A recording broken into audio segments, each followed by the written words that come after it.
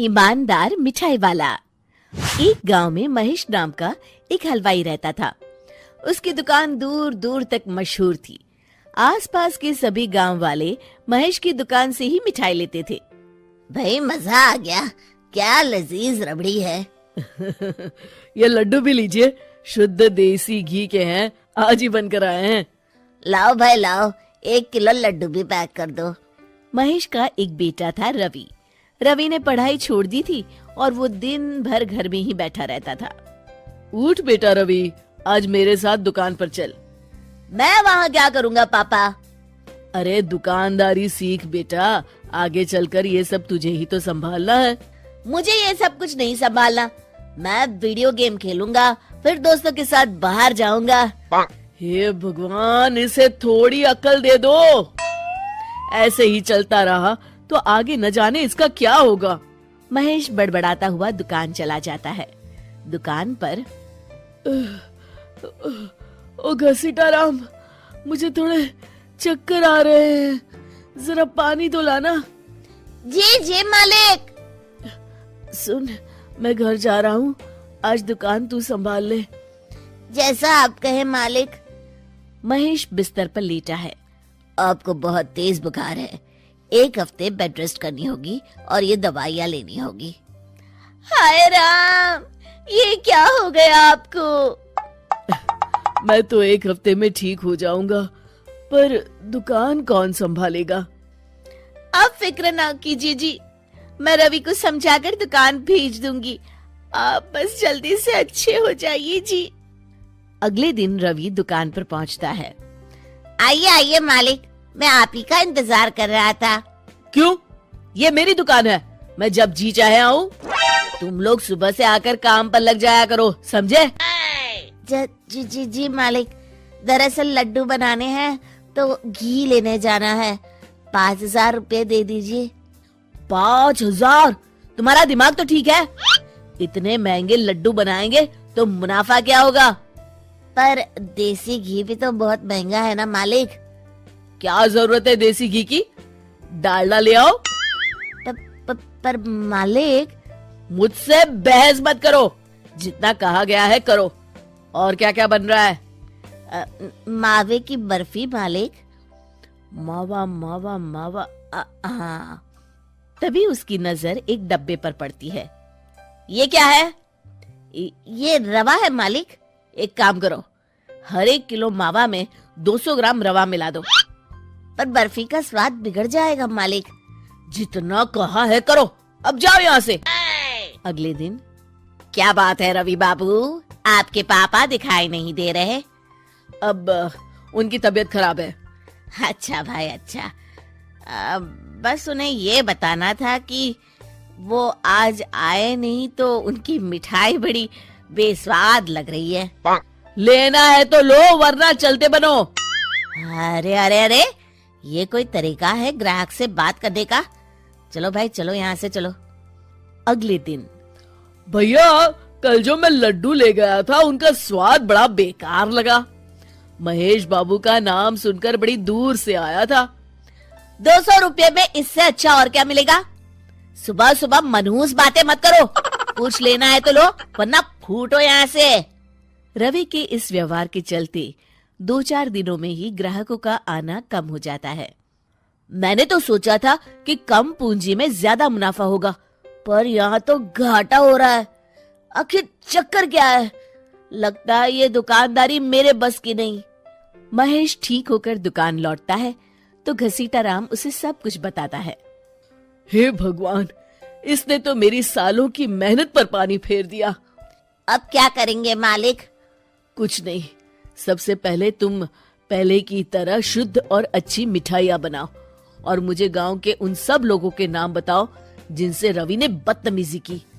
रवि, कल सुबह दुकान पर आ जाना, बहुत जरूरी काम है। मुझे नहीं आना, मैंने 1 हफ्ता दुकान संभाल ली है, अब संभालो आप।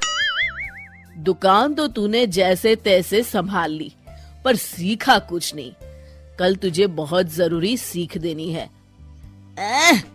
रवि पैर पटकता हुआ बाहर चला जाता है।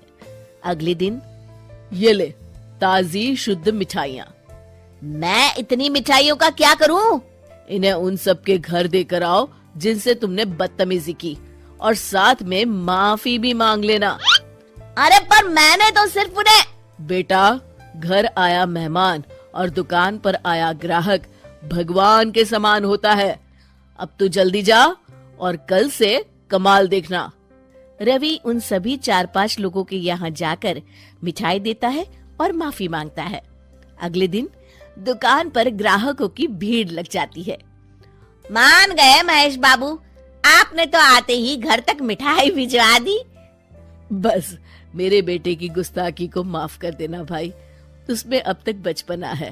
हाँ हाँ, आपके लड्डू के बदले हर चीज की माफी है। भाई आज तो मेरे पड़ोसी भी आपकी उदारता देख के दंग रह गए। इतनी बड़ी दुकान के मालिक का बेटा घर तक माफी मांगने आया। भाई रिश्ते निभाना तो कहीं आपसे सीख है। बस आप लोगों की दया है। ताजी रसमलाई आई है, लेंगे आप? हाँ भाई हाँ, 200 ग्राम पैक कर दो। शिक्षा, सफलता पाने के लिए ईमानदार और विनम्र होना बहुत जरूरी है।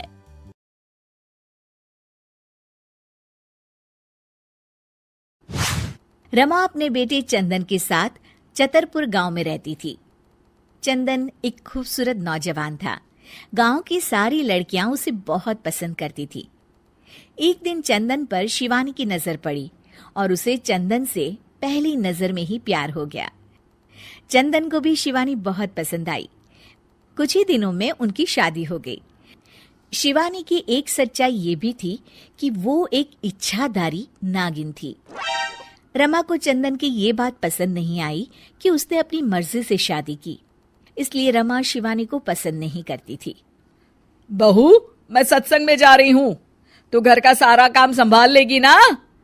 जी सासू माँ, आप चिंता मत कीजिए, आप आराम से सत्संग में जाइए, मैं घर का सारा काम कर लूंगी। तो ठीक है, सारे काम निपटा लेना। बर्तन धो देना, कपड़े भी पड़े हैं वो भी सुखा देना, और घर में फिनाइल वाले पोछे से सफाई भी कर देना। और ये देख, ये बाजार से सामान की लिस्ट लिखी है, उसे भी ले आना।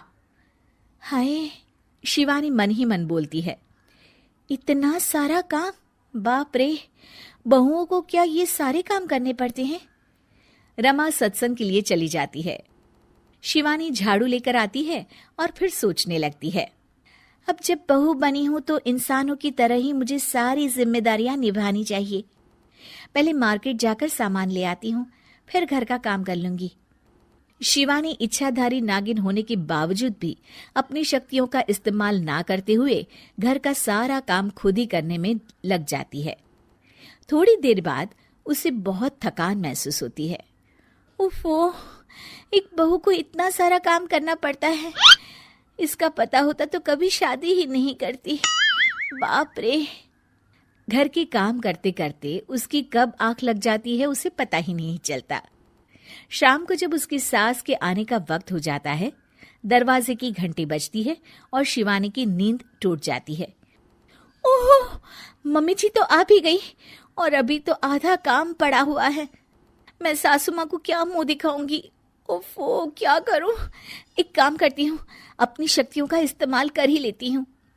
शिवानी घर का सारा काम अपनी जादुई शक्तियों से खत्म कर लेती है और फिर दरवाजा खोलती है। अरे बहू, तुझे इतना वक्त क्यों लगा दरवाजा खोलने में? माफ कीजिएगा सासू माँ, मैं सो गई थी। ओह, तो तू सो रही थी, फिर जो काम मैंने तुझे दिए थे वो तो हुए नहीं होंगे। सब कहने की बातें होती है। रमा घर में आती है और देखती है कि सारे काम हो चुके हैं। वो एकदम चौंक जाती है। अरे, इसने तो सारे काम कर दिए, वो भी इतने अच्छे से। ये इंसान के भेष में कोई चुड़ैल तो नहीं है? अब क्या हुआ सासू माँ, आप क्या सोचने लग गई? अब कुछ नहीं। चलिए खाना खा लेते हैं। अगले दिन शिवानी रसोई में काम कर रही होती है, तभी वहां उसकी सास आ जाती है। बहू, आज ना मेरी कुछ सहेलियां आने वाली है, तुम कुछ अच्छा सा बना देना उनके लिए खाने में। अब जी मम्मी जी। रमा के जाने के बाद शिवानी अपनी जादुई शक्ति से सारा काम कर देती है। शाम को रमा की सारी सहेलियां आती हैं। अरे रमा, अपनी बहू से तो मिलवा। रमा शिवानी को बुलाती है। शिवानी बहुत ही सुंदर थी। रमा की सारी सहेलियां उसे देखकर चौंक जाती हैं। अरे रमा, तेरी बहू तो बहुत ही सुंदर है। अपने बेटे के लिए चुनकर बहू ढूंढी है तूने। ये लीजिए, आप ये कचौड़ी खाइए। रमा की सभी सहेलियां खाना खाती हैं और उन्हें खाना बहुत पसंद आता है। अरे वाह भाई वाह, रमा मान गए तुम्हारी बहू को, कितना अच्छा खाना बना लेती है। उस दिन पूनम की रात होती है और शिवानी घर के कामों में इतनी उलझी रहती है कि उसे याद ही नहीं रहता कि हर पूनम की रात को वो अपने असली रूप में आ जाएगी। वो रसोई में काम कर रही होती है, तभी उसका असली रूप सामने आने लगता है। शिवानी ये देखकर घबरा जाती है। हे भगवान, मैं तो भूल ही गई थी कि आज पूनम की रात है। बाहर तो सासू माँ और उनकी सहेलियां आई हुई हैं। अब मैं क्या करूं? क्या शिवानी का राज सबके सामने खुल जाएगा? जानने के लिए देखिए इच्छाधारी बहू पार्ट 2।